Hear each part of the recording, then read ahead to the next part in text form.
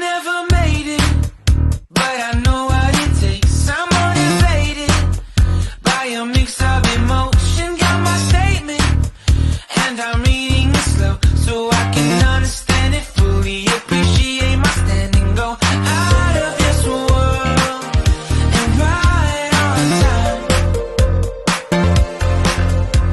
Oh, never in my life have I seen the sky light up like this. I'm far away from Earth and I wanna know if you exist. Mission control, do you read me? Send me my coordinates lately. Mission control, am I drifting? Tie me to someone who will love me, yeah. Wait, I think I'll last a bit longer. Find another. Welcome everyone. Welcome everyone. Welcome everyone to another Ref Brandon and the Todd family YouTube video. Wherever you are, whatever you may be doing. Thank you so much for making Ref Brandon and the Todd family a part of your day. We always greatly appreciate it. It is a hump day Wednesday, which of course means it's time for another weekly Top 10 Countdown. And this week's Top 10 Countdown is going to be about college football because it is July 27th and week 0 is August 27th, which means we are officially one calendar month away from the start of the 2022 college football season. This week's Top 10 Countdown comes to us courtesy of the website On3.com, which I think we have discussed that website about 3 to 4 times this college football off season. I have still yet to actually get on their website and actually scroll all the way down through it, but I will say that since I have discussed it 3 or 4 times during this off season, I'm going to assume that there's a lot of college football content on that website. So if you would like to see this week's Top 10 Countdown and read it in its entirety, just go to on3.com. That is on the number 3.com, and it is the top 10 transfer running backs as we head into the 2022 college football season.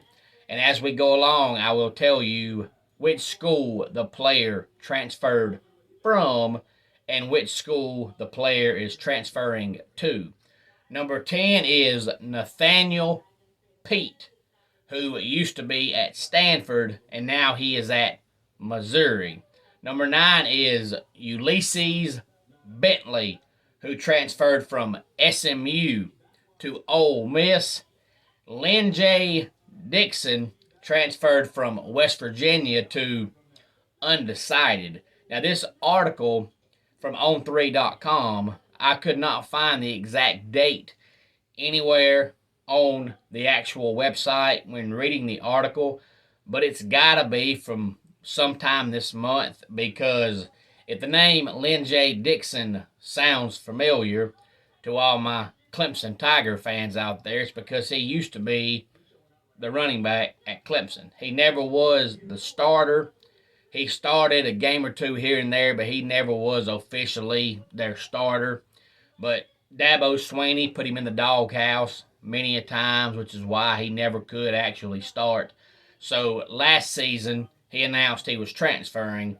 He transferred to West Virginia in the offseason, and then on June the 27th, I believe it was, he said he was transferring from West Virginia. So he never even played a game for West Virginia, and he is still not announced where his new school will be.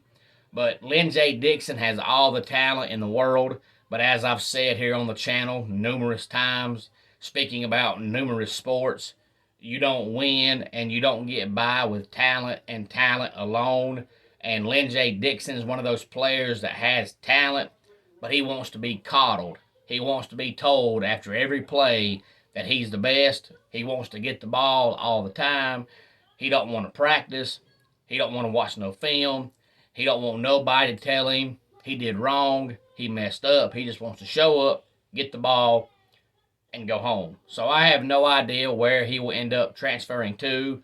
But if he can get past the coddling part and just play football, he could be a great running back. Number 7 is Montrell Johnson, who has transferred from Louisiana to Florida.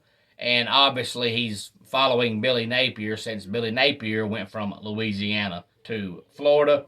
Number 6 is Chris Brooks, who's transferred from California to BYU. And before we talk about the top 5, we'll recap numbers 10 through 6.